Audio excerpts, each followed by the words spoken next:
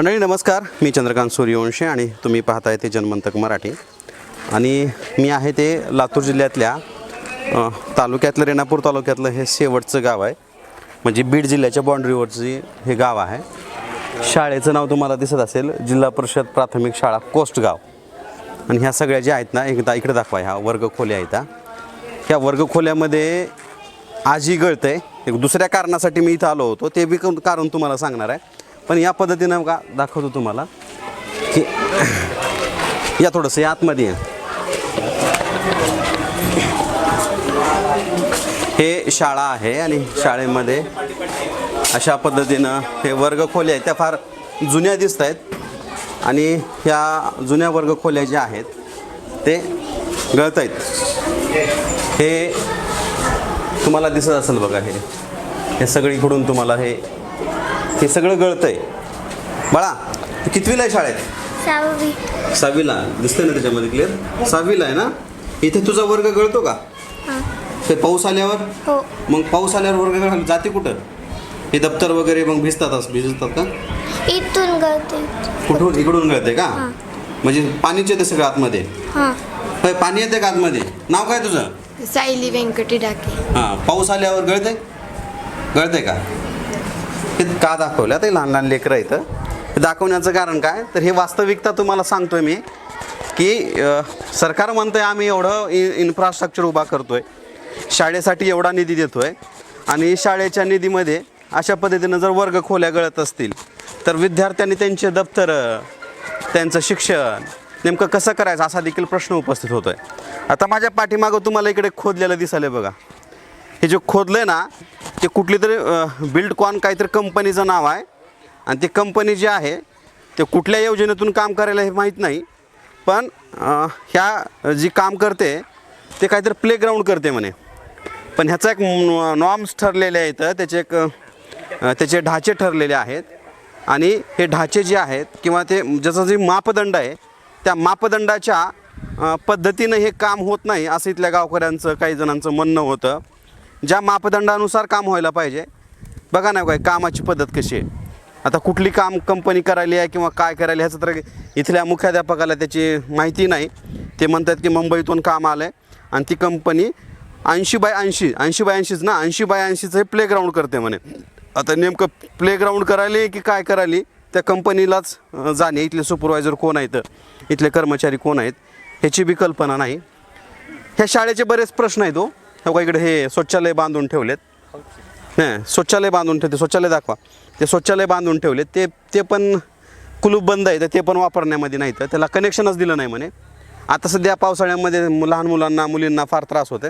इथे kitchen shed एक बांधून ठेवले, फक्त ढाचे बनवून ठेवलेत. ते किचन शेड इथंच असं आहे. ते बघा काय 3 लाख रुपयाचा काहीतरी निधी आहे म्हणे. 3 लाख रुपयाचं किचन शेड बांधलं आहे. आता 3 लाख रुपयाचं किचन शेड तर बांधलं आहे, पण जे आता ते लहान मुलांना जे चालू आहे ते तिकडंच चालू आहे. म्हणजे तिथेही गळतं आहे, किचन शेडमध्ये देखील गळतं आहे. आता 3 लाख रुपयाचं काम आहे म्हणे. कशा पद्धतीने 3 लाखाचं काम केलं आहे याचं एक उत्तम उदाहरण तुम्हाला मी सांगतो आहे. इथं वरी लिहिलं आहे 3 लाख रुपयाचं काम आहे. असो, काही हरकत नाही. आता मी आहोत कोस्टगावमध्ये. इथल्या काही नागरिकांशी बोलणार आहे मी. आज जे आहे ते इथं आलेलं आहे. तुमचं नाव सांगा ना मला, काय समस्या काय सध्या शाळेत? माझं नाव प्रदीप केंद्रे. माझी मुलगी इथं 2रीला आहे. तर इथं कुठल्या तरी कंपनीचं काम चालू होतं प्लेग्राऊंडचं. आणि आम्ही त्यांना विचारायला आलो होतो की कुठल्या कंपनीचं काम आहे. त्यांच्याकडे कुठलेच कागदपत्र नाही आहेत. मुख्याध्यापक सरांना पण विचारलं, त्यांच्या पण फक्त त्यांची परवानगी दिली म्हणली त्यांनी. त्यांच्याकडे कुठे कागदपत्राचं काहीच रेकॉर्ड नाही आहे त्यांच्याकडे. बरं ठीक आहे, जरी नसलं कुठल्या कंपनीच्या चांगल्या कार्यासाठी आलेलं आपण त्याच्यात काही अडवणूक करत नाही आहे. फक्त आमचं म्हणणं एवढं आहे, जे काही काम होते ते दर्जादार व्हावं. जे काही पॅरामीटर दिलेत, जे काही मापदंड दिलेले आहेत त्या पद्धतीनं हे काम पूर्ण करावं. आम्ही 2 दिवस झाले हे लक्ष ठेवून आहोत, पण त्या प्रमाणात काम होत नाहीये. तर कृपया आमची शासनाला विनंती आहे, आमच्या पाल्यासाठी आपण लक्ष घालून हे काम दर्जेदार करून घ्यावं ही आमची शासनाला नम्र विनंती आहे. मी बघा हे काही इथं होतो, हे काय का इथं खड्डा केला आहे, ते का इथं मुरुम टाकला आहे, का इथं दगड टाकले आहेत. याचं जे आहे ना काही बघा ना, याला काय ते मापदंड काय असतात का नाही, काय काम आलं काय. आता उकरलंयच किती याच्यामध्ये काय लक्षात येणार.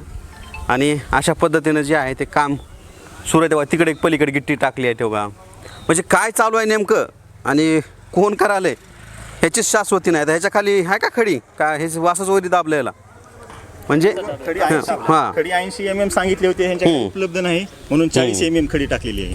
मग कंपनी कुठली काय अर्धा, हां मातोडा आलेला आहे. माथोडा हे हे हे तुम्हाला दिसत असेल बघा बघा हे काही इकडे दाखवा हे काही हे खडी आहे म्हणे काही त्याला खशी खडी म्हणा बघा काही असो.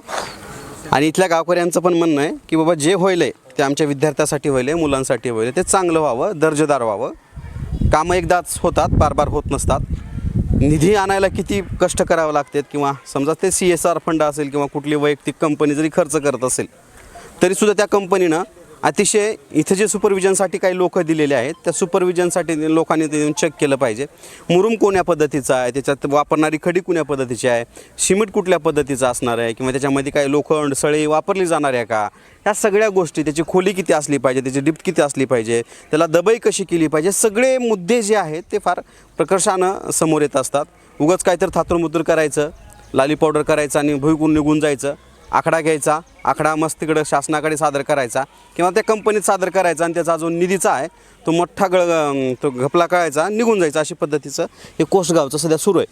आता आपल्याला त्या कंपनीशी आपण संपर्क करण्याचा प्रयत्न केला. त्या कंपनीतल्या तिथल्या का कर्मचाऱ्याला पण मी फोन केला. त्यांचंही म्हणणं आहे की आम्हालाही काही माहीत नाही, वरून यादी येते, यादी आली की ते आम्ही गावामध्ये जातो आणि ते काम आम्ही करून घेतो. ते कोण करतं आहे काय करतं आहे असं काही नाही.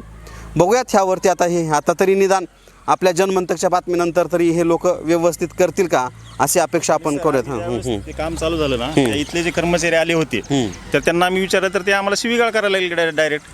तुम्हाला काय करायचं आम्हाला मुख्याध्यापकांनी सांगितलं, आम्ही काम जसं आहे तसं करणार. आम्ही आमच्या पालकाची काळजी आम्हाला आम्ही विचारणार आहे, प्रश्न विचारणार आहे. आम्ही स्वातंत्र्याचा अधिकार आहे आम्हाला आणि काम दर्जेदार झालंच पाहिजे. शासनाला विनंती आहे सर नंबर 1. माझे सहकारी हर्षद शिंदेसह मी चंद्रकांत सूर्यवंशी, जनमंतक. फार लातूरच्या टोकावरून, लातूर जिल्ह्याच्या बाँड्रीवरून कोस्टगाव हे गाव आहे, तिथून मी होतो. धन्यवाद.